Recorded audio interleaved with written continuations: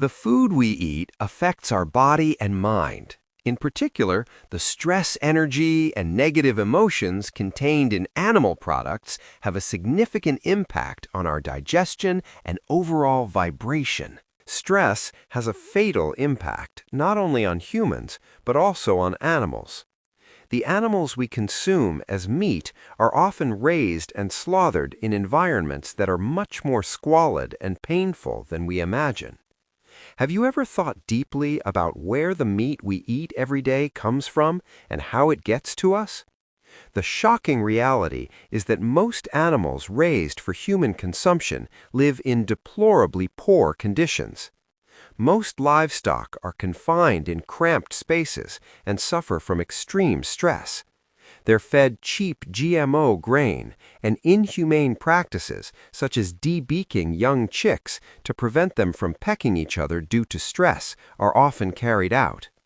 In such poor environments and with improper feed, it is very difficult for animals to maintain a healthy state.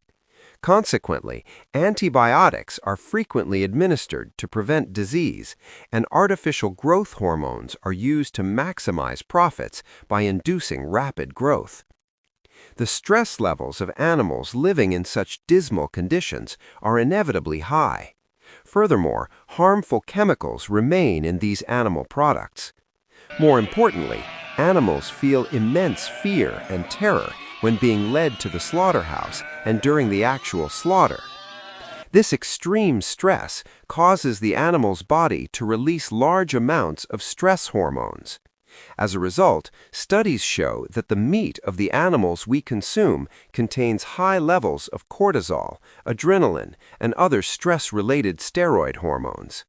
Meat obtained from such abused and stressed animals cannot help but have a significantly negative impact on the humans who consume it.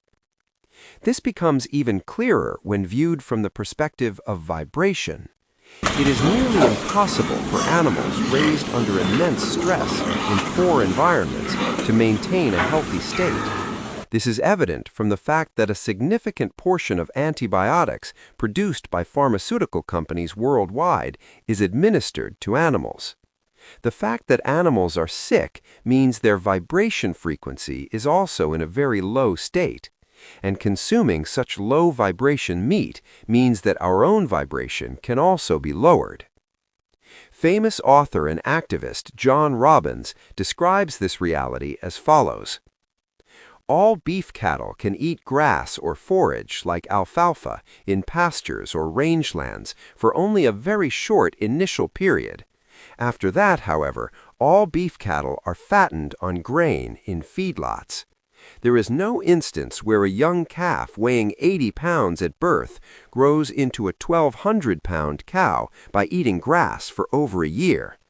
To increase weight rapidly in an unnatural way, large amounts of protein supplement feed based on corn and soy, along with drugs like antibiotics and growth hormones, are used. The lives of grass-fed livestock are more humane and natural than the lives of animals confined in barns or feedlots. However, their deaths are often as horrific and cruel as the lives of animals raised in barns. Grass-fed animals are also moved to traditional slaughterhouses. In fact, most of them, like animals raised in feedlots, have their hides peeled off while they are alive and conscious, and they are slaughtered with their legs cut off while still breathing. This miserable and depressing reality is something that continues to happen in meatpacking plants across the United States.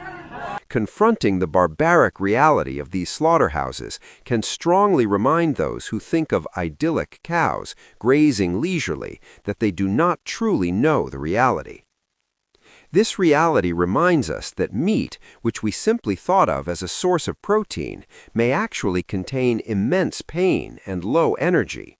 This energy can have a negative impact on the bodies and minds of us who consume the meat.